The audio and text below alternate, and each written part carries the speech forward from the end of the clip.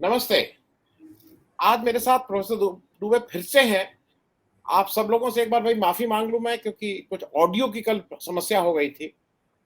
और देखिए, ये टेक्नोलॉजी है और इसीलिए शायद हम सब लोगों के हाथ में कुछ चीज़ें नहीं रहती हैं। आप लोगों को दिक्कत हुई और आप लोगों ने का इतना प्रेम और प्यार मिलता रहता है। आपने कहा कि वो और इम्पोर्टेंट वो था, आपको हम नई चीज़ों से रूबरू कराना चाह रहे थे नए ढंग से।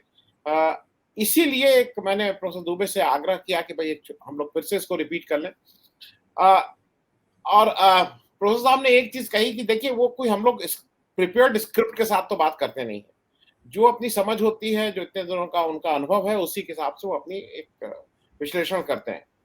तो एग्ज़ैक्ट तो नहीं होगा, लेकिन उसी के आस-पास के होंगे। मेरे प्रश्न भी हो सकता है फ़र्क हो। कल हम लोगों ने मोटे तौर पे गुजरात चुनाव में भाजपा कैसा करेगी, इस पे बात की थी।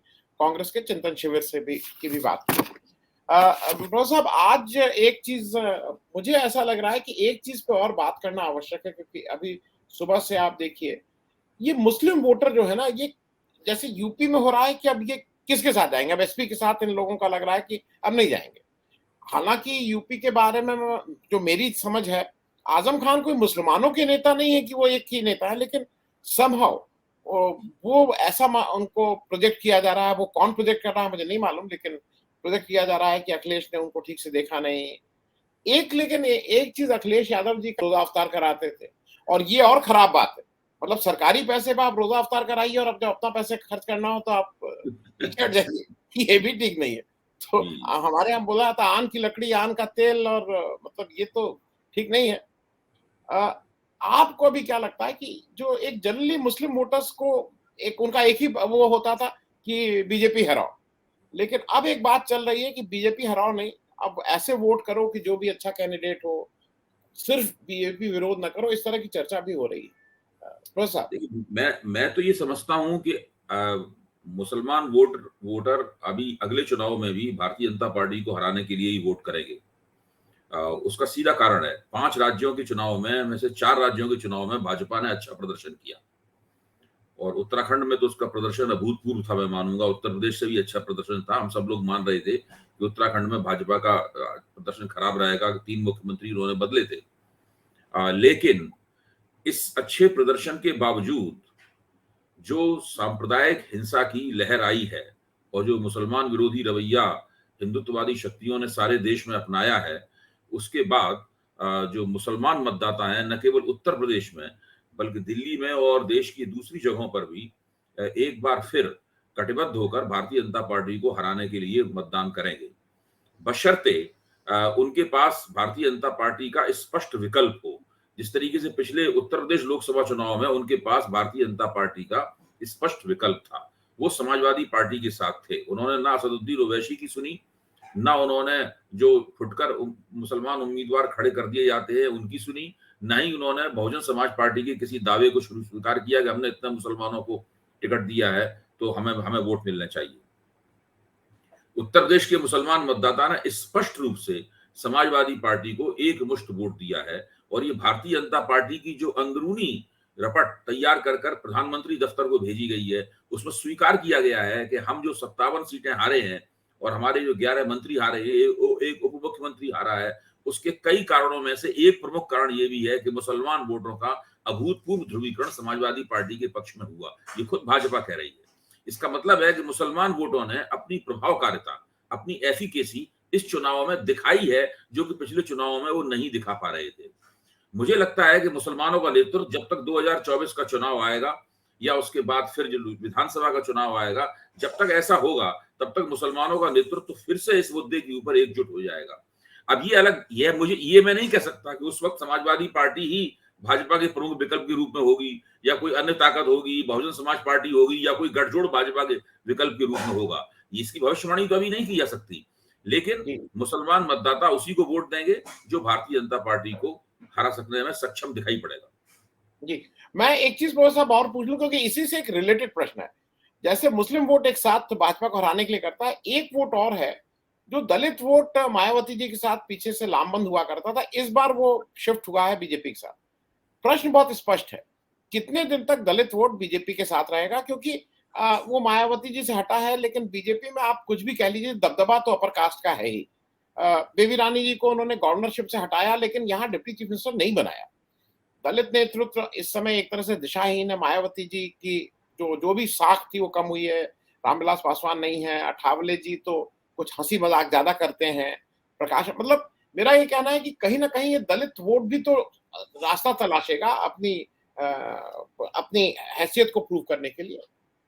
अब आनंद जी, दलित वोटों की कहानी भिन्न है, और वो न केवल उत्तर प्रदेश में भिन्न है, बल्कि सारे देश के पैमाने पर दलित वोटों की कहानी भिन्न है।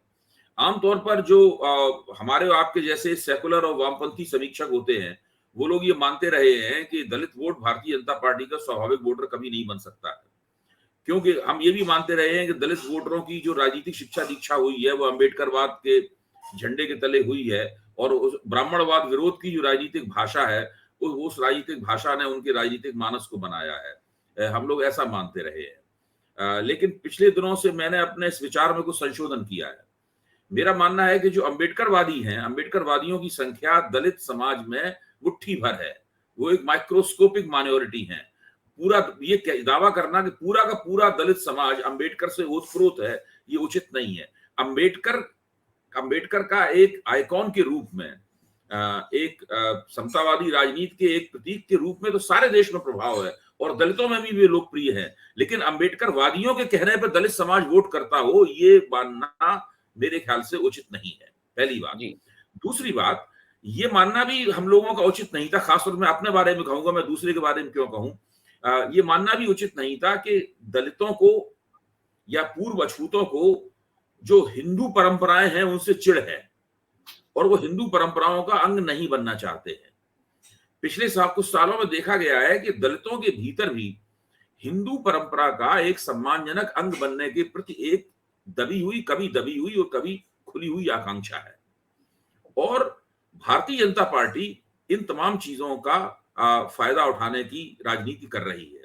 दूसरी तरफ बहुजन समाज पार्टी जैसे संगठनों ने दलित वोटरों को भी एक मौका दिया है कि वे अपनी मतदान प्राथमिकताओं पर पुनर्विचार करें, क्योंकि बहुजन समाज पार्टी की राजनीति के ऊपर जाटव वोटरों का प्रभुत्व है।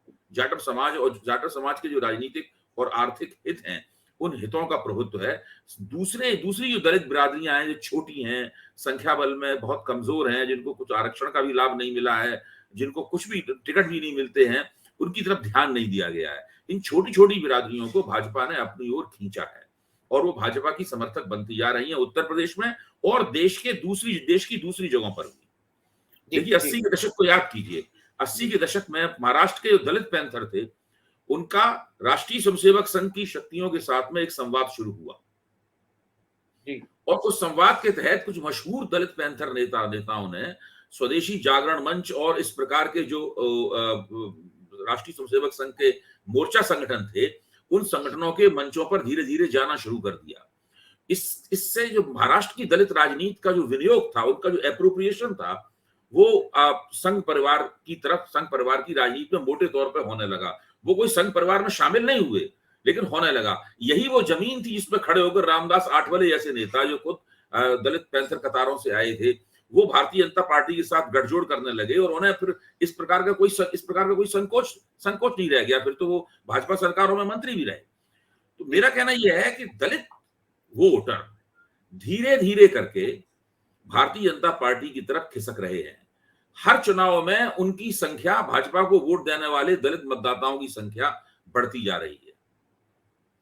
इस चुनाव में तो भारतीय जनता पार्टी ने जो मायावती का जनाधार था, जाटव वोटर, उसको भी बड़े पैमाने पर प्राप्त किया है, और ये भाजपा की वो अंदरूनी रिपोर्ट बताती है।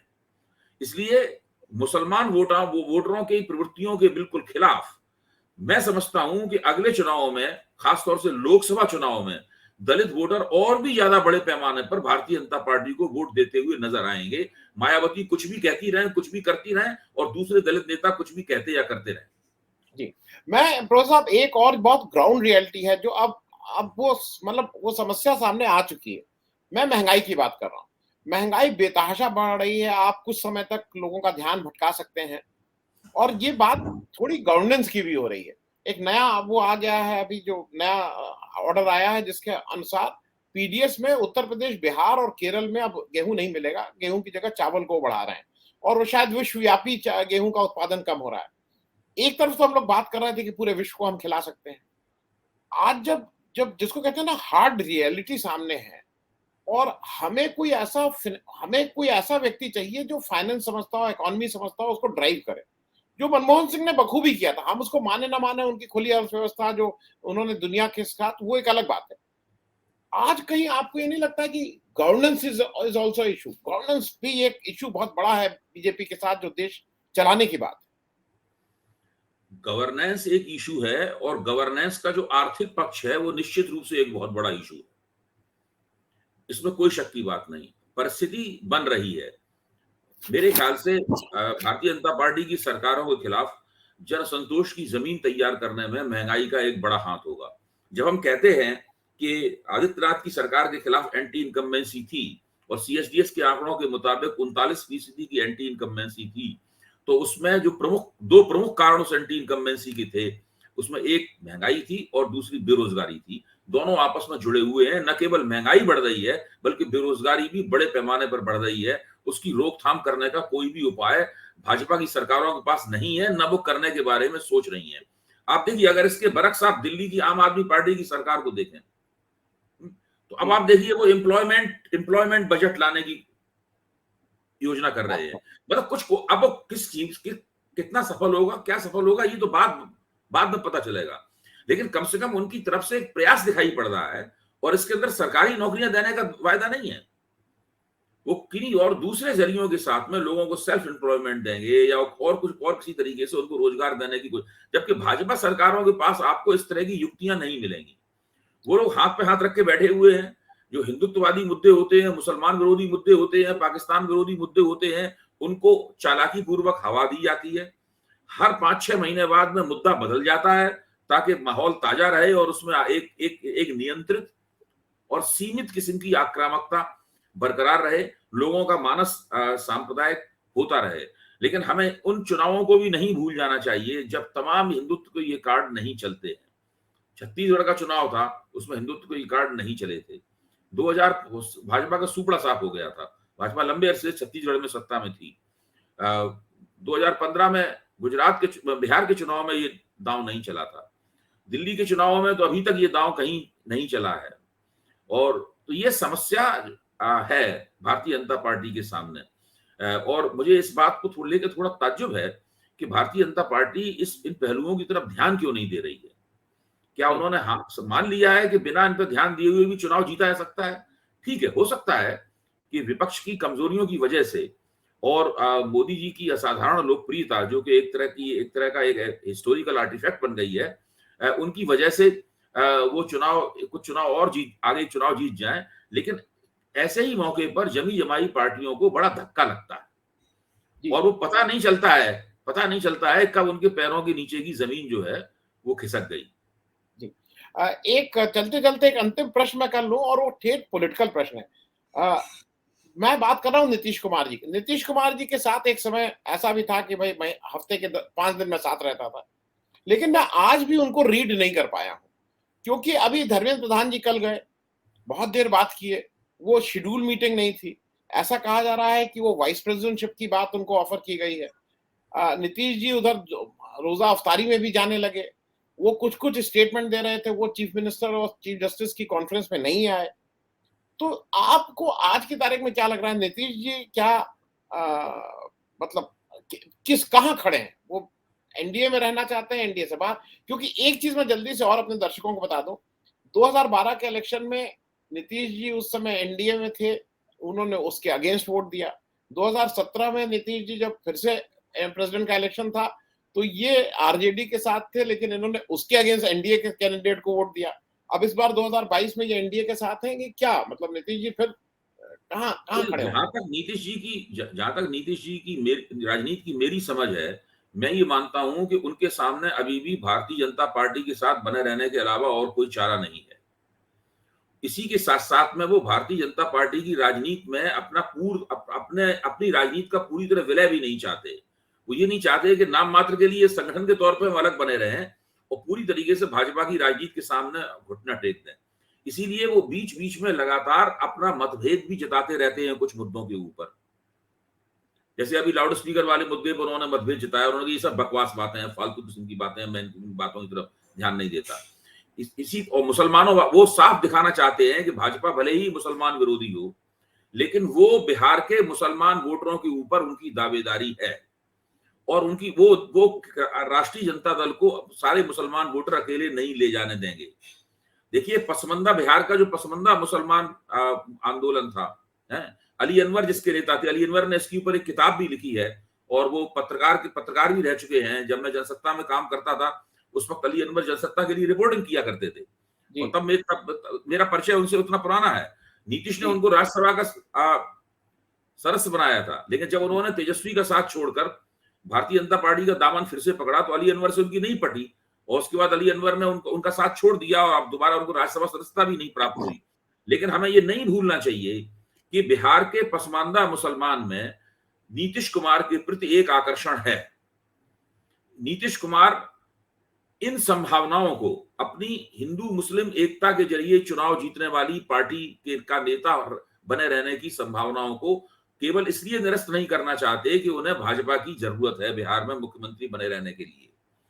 मेरा मानना है कि उनकी जो भी राजनीति है, जो भी राजनीतिक कदम है, चाहे वो रोजा अफ्तार हो, चाहे वो मजार पे जाना हो या और कुछ हो, मतलब इन सबके पीछे भाजपा के साथ रहते हुए उससे अलग राजनीति करने को रेखांकित करने की उनकी इच्छा। जी, मैं सिर्फ इतना समझ लूं, जैसे ऐसा कहा जा रहा है कि उपराष्ट्रपति पद के वो एक फ्रंट रनर है, तो मतलब मुझे नीतीश जी को जितना मैं पहचानता हूं, उपराष्ट्रपति पद से उनको बहुत संतुष्टि नहीं होगी। या तो वो प्रेसिडेंट बनना चाहेंगे या नहीं बनना चाहेंगे, जैसा मुझे लगता है। भाई, अगर वो चाहते हैं कि अगर वो राजनीति से रिटायरमेंट लेना चाहते हैं तो वो इस तरह के प्रस्तावों को स्वीकार कर लेंगे। लेकिन अगर वो वास्तव में सक्रिय राजनीति करने से उनका मन नहीं भरा है और वो भारतीय राजनीति को किसी न किसी तरह से प्रभावित करते रहना चाहते हैं, तो बिहार के मुख्यमंत्री के रूप में हमेशा ही उपराष्ट्रपति के मुकाबले ज्यादा प्रभावित करेंगे। तो मुझे नहीं लगता है कि वो राजनीति से रिटायर होने जा रहे हैं। अभी वो बिहार में रहेंगे और बिहार के मुख्यमंत्री बने रहने की कोशिश करेंगे और इसके अलावा अगर कुछ संभावनाएं दिखती हैं और वो संभावनाएं निरापद किस्म की हैं, तो मेरा मानना यह है कि वो किसी भी हद तक जा सकते हैं।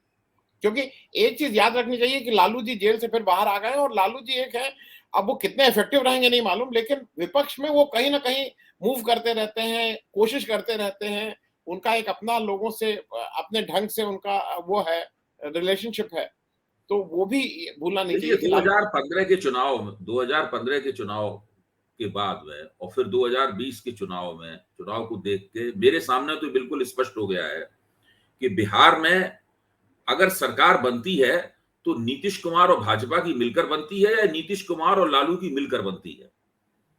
लालू यादव अकेले भारतीय जनता पार्टी को, नीतीश और भाजपा के गठजोड़ को नहीं हरा सकते।